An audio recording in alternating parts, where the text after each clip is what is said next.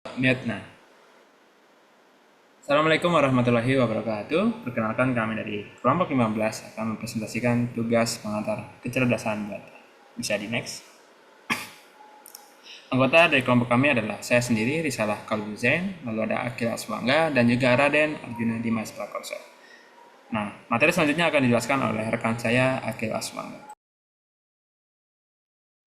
Baik, saya akan menjelaskan bagian pertama yaitu sequential decision problems.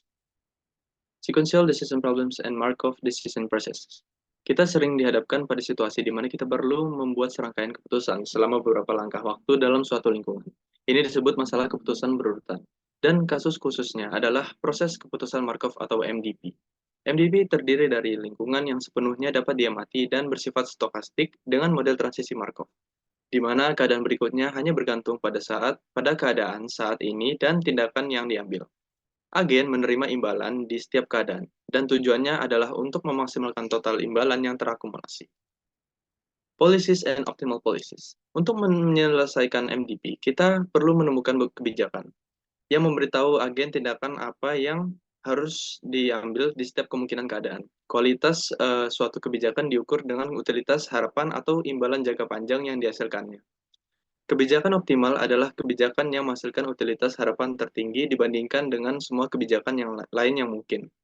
Misalnya, dalam dunia grid 4x3, kebijakan optimal yang berbeda muncul tergantung pada imbalan yang diberikan di setiap keadaan yang menyeimbangkan risiko dan imbalan.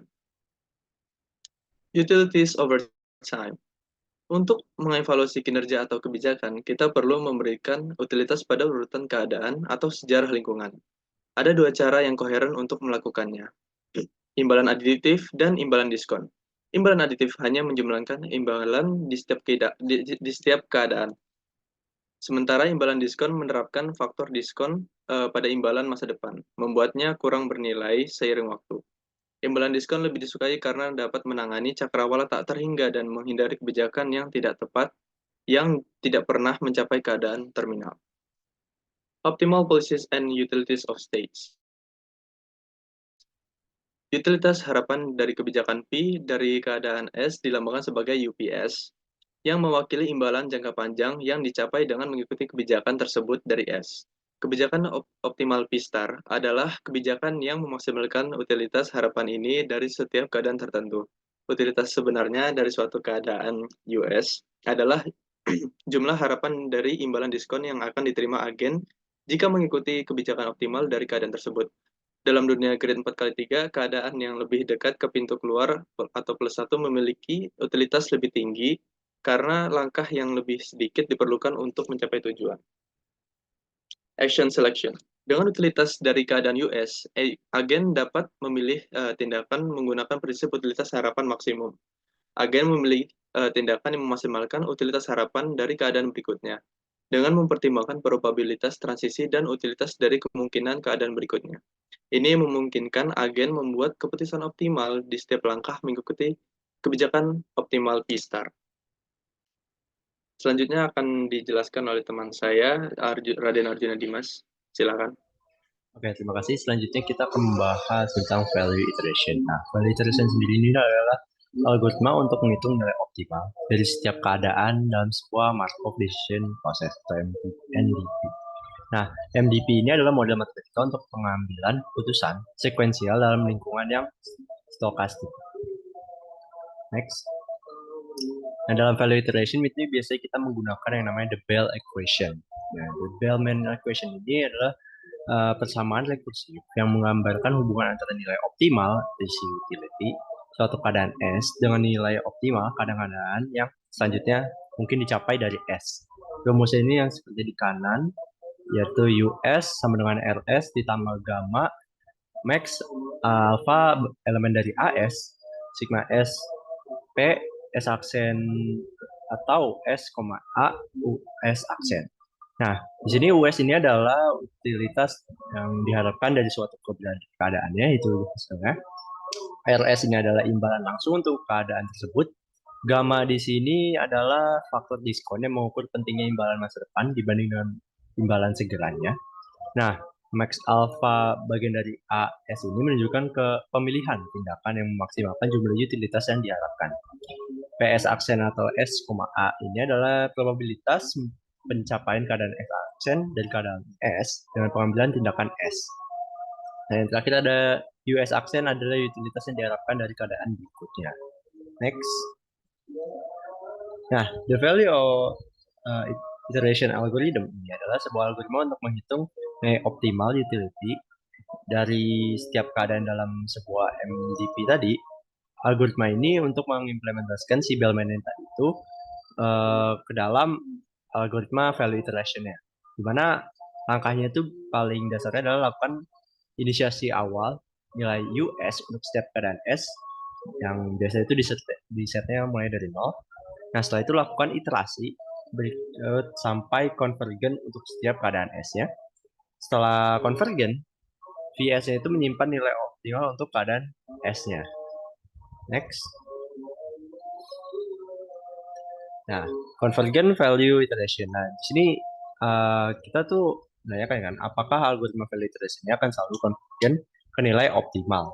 Nah, algoritma value iteration akan selalu convergent ke nilai optimal dengan asumsi bahwa proses Markov ini, MDP, memiliki jumlah keadaan yang berhingga, ya, nggak infinite. Dan terdapat setidaknya satu tindakan A yang menghasilkan transaksi ke keadaan berikutnya dengan probabilitas yang non-zero. Berarti ada keterlanjutannya. Dari faktor diskon, si gamanya itu berada di antara 0 dan 1. Gitu. Nah, dengan asumsi tersebut dapat dibuktikan secara matematika bahwa urutan nilai US yang dihasilkan oleh algoritma iteration akan convergent. Dan nilai yang convergent tersebut akan sama dengan nilai optimal US untuk setiap keadaan S. Gitu deh. Nah, di sini ada policy iteration. Nah, policy iteration adalah sebuah algoritma untuk mencari kebijakan si polisinya optimal dalam MDP.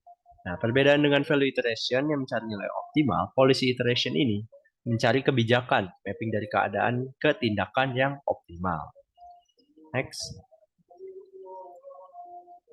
Nah, dalam policy iteration ini biasanya ada dua algoritma, yaitu policy evaluation dan policy improvement. Yang policy evaluation itu biasa algoritmanya dimulai dengan sebuah kebijakan awal, PyS, terus hitung nilai utility-nya dari sebuah keadaan S. Jika menghitung kebijakan V, yaitu UVS, maka dilakukan dengan penyesuaian sistem persamaan linear Bellman untuk UVS. Nah, kalau policy improvement, melakukan nilai UVS yang dihitung sebelumnya, tertentu di tindak keterbaikan untuk setiap keadaan S-nya.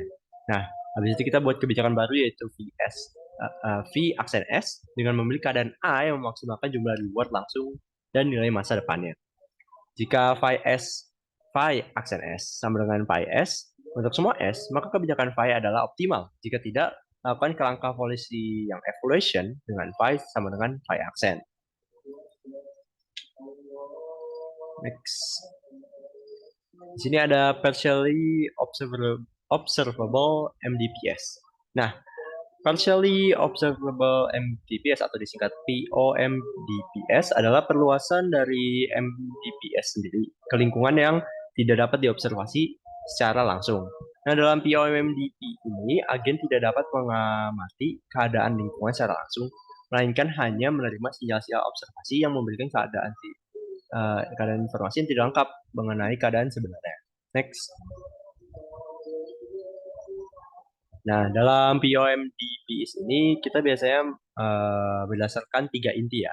Belief state, yaitu agen memelihara distribusi probabilitas atas kemungkinan keadaan yang disebut belief state atau BS. Nah, belief state ini diperbarui setiap kali agen melakukan tindakan dan menerima observasi baru. Karena kan kita belum tahu nih apa hasil langsung gimana. Nah, habis itu dilakukan perencanaan, agen harus merencanakan tindakan berdasarkan belief state yang tadi yang di awal dihitung, bukannya keadaan sebenarnya yang tidak diketahui. Nah, tindakan dipilih untuk memaksimalkan expected utility berdasarkan belief state yang sudah ditentukan di awal. Barulah kita masuk ke algoritma solusi. Setelah sudah dapat perencanaannya, kita milih mau value iteration untuk menghitung nilai optimal VB untuk setiap belief state B, atau policy start untuk mencari kebijakan mapping belief state ke tindakan yang optimal. Ya, selanjutnya ada materi yang akan dijelaskan oleh guru saya Rizal. Oke, selanjutnya pengambilan keputusan dalam lingkungan yang tidak pasti. Jadi next.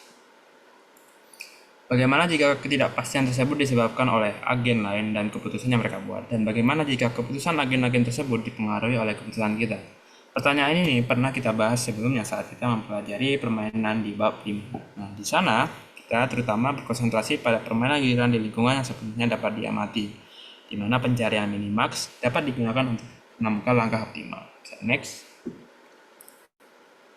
Dalam bagian ini, yang kita pelajari adalah aspek teori permainan yang menganalisis permainan dengan gerakan simultan dan sumber ketidakpastian lainnya.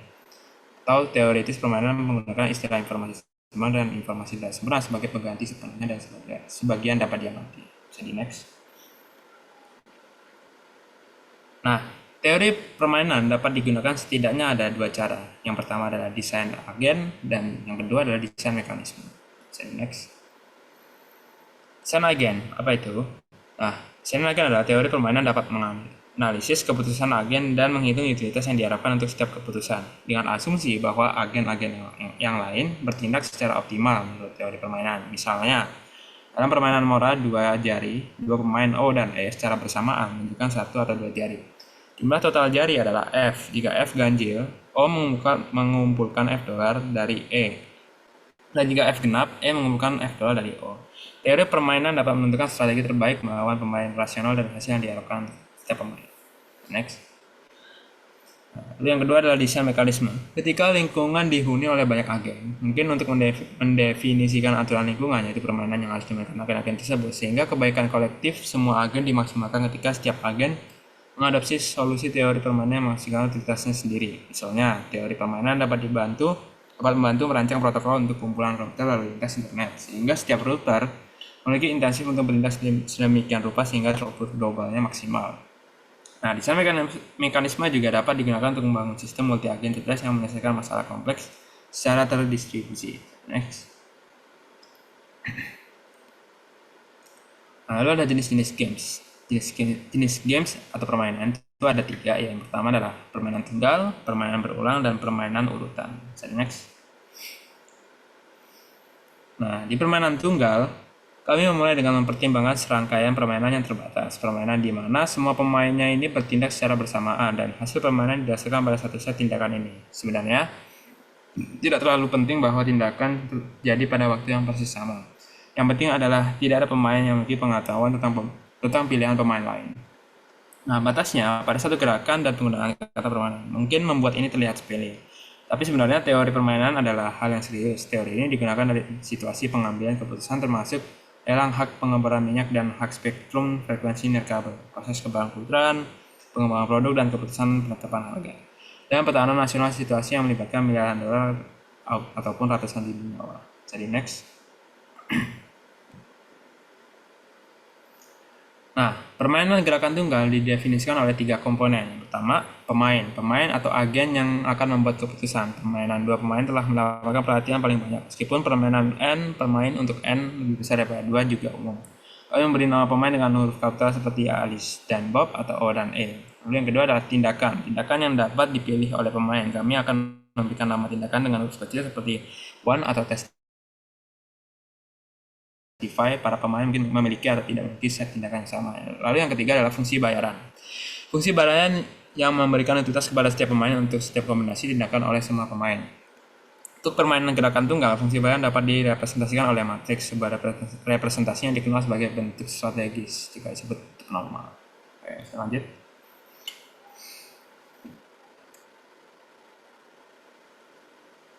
Lalu game yang kedua adalah game berulang. Nah, sejauh ini kita hanya melihat permainan yang berlangsung dalam satu gerakan. Jenis permainan multi gerakan yang paling sederhana adalah permainan berulang, di mana pemain menghadapi pilihan yang sama berulang kali, tetapi setiap kali dengan pengetahuan tentang sejarah pilihan sebelumnya dari semua pemain.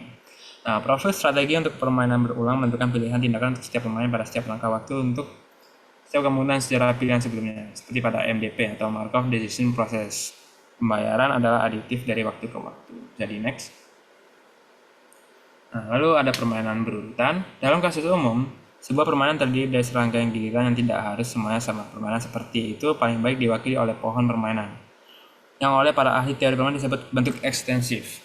Pohon ini mencakup semua informasi yang sama seperti yang kita lihat di bagian 5.1, keadaan awal SO, fungsi players yang memberitahu pemain mana yang memiliki giliran, fungsi action yang mencontohkan tindakan yang mungkin dilakukan, fungsi results dalam kurung SA, S,A yang mendefinisikan transisi ke keadaan baru, dan fungsi partial utility yang hanya didefinisikan dengan keadaan terminal untuk memberikan pembayaran bagi setiap pemain. Bisa di next. Nah, lanjutannya, untuk mewakili permainan stokastik seperti backgammon, kita menambahkan pemain yang dibedakan, yaitu kesempatan yang dapat mengambil tindakan secara acak. Strategi kesempatan adalah bagian dari definisi permainan yang ditentukan sebagai distribusi probabilitas atas tindakan pemain lain dapat memiliki strategi mereka sendiri.